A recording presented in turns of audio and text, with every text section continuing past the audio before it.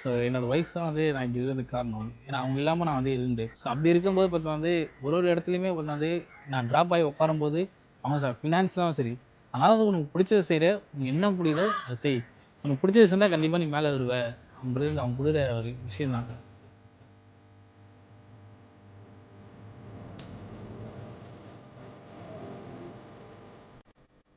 ஒரு டம்ப் யார்டில் பண்ணால் நம்ம டம்ப் யார்டுன்றது வந்து வேணும் பல மக்களோட மனிதர்களோட வாழ்க்கையை வந்து டம்ப் பண்ணி வச்சிருக்காங்க. அவங்க யாருமே வெளியே வரலை. கிட்டத்தட்ட 2000 பேர்கிட்ட வந்து இருந்தாங்க. ஆனால் இப்போ 1000 பேர் தான் இருக்காங்க. வெளியே உள்ளே போகிறது டம்ப் யார்டு உள்ளே போகிறது ரொம்ப சவாலாக இருந்தது. ஃபர்ஸ்ட் டைம் வந்து கேமரா தூக்கிட்டு உள்ளே போகிறேன் அது வெளியே போடாமல் பற்றி அமைச்சாங்க. அவங்க கிட்ட ப்ராப்பராக பர்மிஷன் கொடுக்கல. ஸோ அந்த ஃபோட்டோ எடுக்கணும்னு சொன்னால் பர்மிஷன் கொடுக்கல. நான் உண்மையை தான் சொன்னோம். ஸோ பர்மிஷன் கொடுக்கல. வேஸ்ட் பிக்கராகவே மாறிட்டேன். ஸோ சட்டையெல்லாம் வந்து கொஞ்சம் லைட்டாக கிழிச்சிக்கிட்டு ட்ரவுசர் ஒன்று போட்டுக்கிட்டு ஒரு கோனி பேக்கில் வந்து கேமரா உள்ளே வச்சுட்டு அந்த குப்பை பொறுக்கிற மாதிரி குட்டி மாட்டின்னு குப்பை பொறுக்கிற மாதிரி உள்ளே போயிட்டேன்.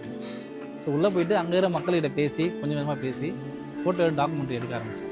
இது வந்து எனக்கு பிடிச்சிருக்கு. மக்களோட வந்து பேசும்போது சொன்னால் அவங்க கஷ்டத்தை என்கிட்ட சொல்லும்போது சரி, ஏதோ ஒரு இடத்துல அவங்க கஷ்டத்தை வந்து இறக்கி வச்சுருக்கேன். ஒரு சந்தோஷத்தை வந்து இதெல்லாம் ஃபோட்டோ எடுத்து டாக்குமெண்ட் பண்ணிட்டு இருக்கேன்.